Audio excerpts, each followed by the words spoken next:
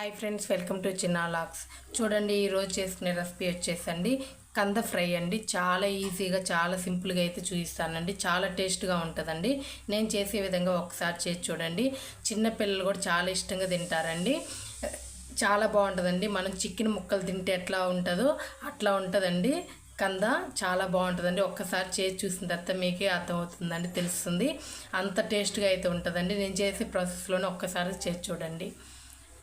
నేను కందని అయితే 4 గడ్డలను అయితే తీసుకున్నానండి. చూడండి, మీడియం సైజ్ గడ్డలను అయితే 4 తీసుకున్నాను.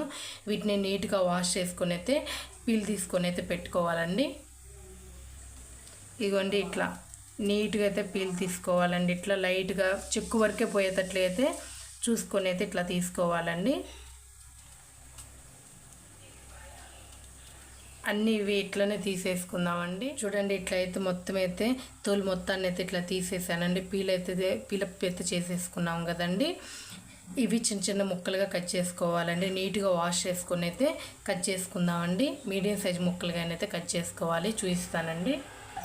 చూడండి, నీట్గా వాష్ అయితే చేసుకున్నానండి. నీట్గా క్లీన్ చేసుకున్నానండి. చూడండి, మీడియం సైజ్ ముక్కలకైతే కట్ చేసుకుందామండి. కొంచెం గట్టిగానే ఉంటాయండి. ఇట్లా నిదానంగా అయితే కట్ చేసుకుందామండి. ఇప్పుడు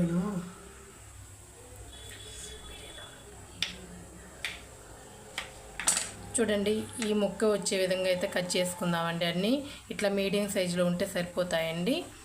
చూడండి, అన్నీ అయితే అట్లనే కట్ చేసుకుందామండి. చూడండి, అన్నీ ఒకటే మీడియం సైజు ముక్కల్లాగా అయితే కట్ చేసుకున్నానండి. చూడండి, వీడియో క్లిప్లో చూస్తున్న విధంగా అయితే కట్ చేసుకోండి.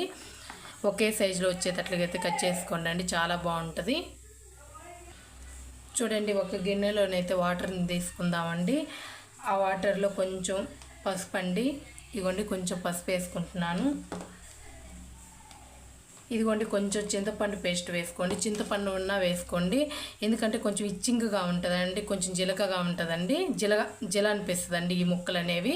అందుకని ఆ జిల రాకుండా ఉండడానికే మనం చింతపండుని వేస్తామండి. ఖచ్చితంగా వేసుకోండి. చింతపండు ఉన్నా వేసుకోండి, పేస్ట్ ఉన్నా ఒక 1 స్పూన్ అయితే వేసుకోండి. చూడండి, సరిపడా ఉప్పు అయితే వేసుకోండి. ఇదిగోండి, నేను రాళ్ళ ఉప్పుని అయితే వేస్తున్నాను. దీంట్లో మటుకు చింతపండు అయితే మర్చిపోవద్దండి. కొంచెం అయితే ఆయిల్ వేసుకుంటున్నానండి. ఇదిగోండి, కట్ చేసుకున్న ముక్కలన్నీ అయితే వేసేసుకుందామండి.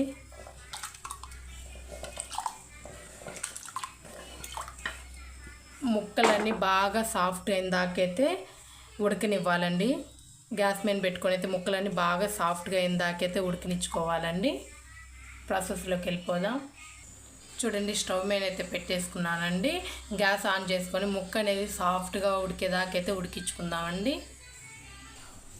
చూడండి, మీడియం ఫ్లేమ్లో పెట్టుకొని అయితే ఉడికించుకుందామండి.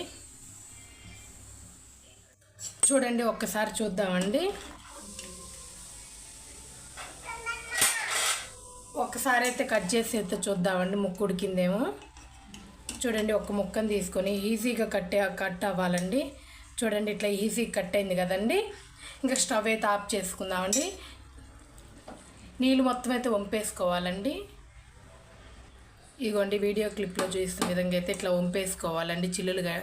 చిల్లులు బొచ్చి అయితే తీసుకున్నానండి. ఇట్లా వంపేసుకోవాలి. స్టెయినర్ ఉన్న తీసుకొని ఇట్లా వంపేసుకోవాలండి. తడి లేకుండా అయితే చూసుకోవాలండి. వంపేసుకున్న ముక్కలన్నీ వేరే ప్లేట్లోకి అయితే తీసేసుకుందామండి, వాటర్ లేకుండా. ఇదిగోండి, ముక్కలన్నీ ఇట్లా తీసేసుకున్నాం కదండి. ఇదిగోండి, టేస్ట్ తగ్గ సాల్ట్ని అయితే వేసుకోండి. ఫస్ట్ ఉడకబెట్టుకోవడానికి మనం కొంచెం సాల్ట్ అయితే వేసుకున్నామండి. చూసుకొని అయితే కొంచెం సాల్ట్ని అయితే వేసుకోండి. ఇదిగోండి, కారానికి సరిపడా కొంచెం కారపొడి అయితే వేసుకోండి. చూడండి, కారానికి సరిపడా టేస్ట్కి సరిపడా కారాన్ని అయితే వేసుకోండి. చూడండి, 1 స్పూన్ అయితే గరం మసాలాని అయితే వేసుకుందామండి. చూడండి, గరం మసాలా అండి. ఈ ముక్కలన్నిటిని ఇట్లా బాగా కలుపుకోవాలండి. మసాలాలు ముక్కకి పట్టే విధంగా అయితే బాగా కలుపుకోవాలి. కొంచెం కారం ఉప్పు చూసుకోండి, సరిపోతే వేసుకోండి. చూడండి, ఇట్లా బాగా కలుపుకున్నాం కదండి. ఒక 10 మినిట్స్ పాటు అయితే పక్కన పెట్టేసుకోండి. మసాలాలన్నీ ముక్కకి బాగా పడతాయండి. గరం మసాలా, ఉప్పు, కారం అయితే ముక్కకి బాగా పడుతుందండి. తర్వాత ఆయిల్లో వేసేసుకుందామండి. చూడండి ఇట్లా పక్కనైతే పెట్టేసుకుందాం. కొంచెం వెడల్పు ఉన్న కళాయిని అయితే పెట్టేసుకుందామండి స్టవ్ మీద. ఇదిగోండి నేను ఒక కళాయిని అయితే పెట్టానండి. స్టవ్ అయితే ఆన్ చేశానండి. కళాయి హీట్ అవ్వాలి. చూడండి కళాయి అయితే హీట్ అయిందండి.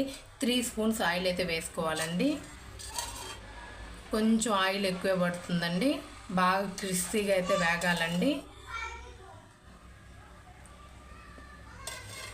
ఇదిగోండి 3 స్పూన్స్ అయితే వేసానండి. ఆయిల్ బాగా హీట్ అవ్వాలి.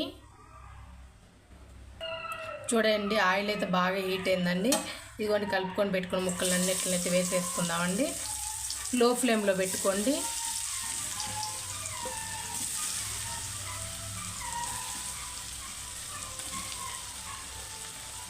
వేయగానే అయితే ఎప్పుడైతే కదలపోద్దండి. ఒక్క నిమిషం ఆగిన తర్వాత కలుపుదామండి, ఎందుకంటే మసాలాలు విడిపోతాయండి. ఒక్కసారి కలుపుకుందామండి.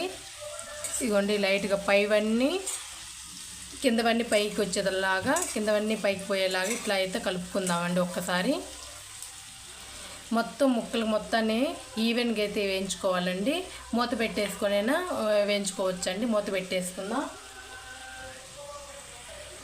చూడండి లో ఫ్లేమ్లో అయితే పెట్టేసుకొని మూత అయితే పెట్టేసుకుందామండి. మంచి గోల్డెన్ బ్రౌన్ కలర్ వచ్చేదాకైతే వేగాలండి ముక్క.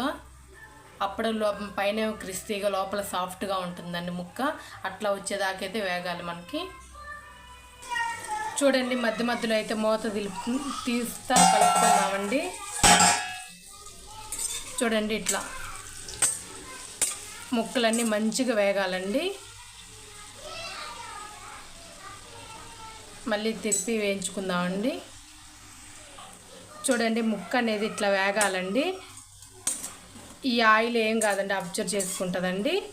లేకపోతే కొంచెం ఆయిల్ తీసేసుకోండి, ఏం కాదు. వేగడానికైతే కొంచెం ఆయిల్ ఎక్కువ పడుతుందండి. చూడండి ఇట్లా అయితే వేగాలండి. ఒక ముక్క అయితే చూపిస్తానండి మీకు.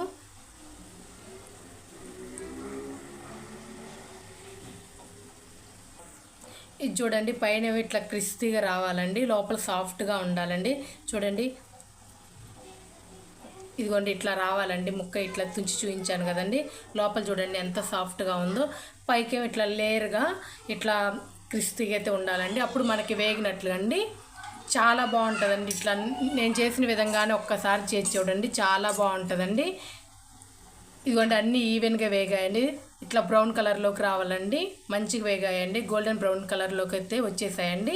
స్టవ్ అయితే ఆఫ్ చేసుకుందామండి. నా వీడియో కనుక నచ్చినట్లయితే లైక్ చేయండి, షేర్ చేయండి, కామెంట్ చేయండి. ప్లీజ్ సబ్స్క్రైబ్ చేసుకోండి. Thank you.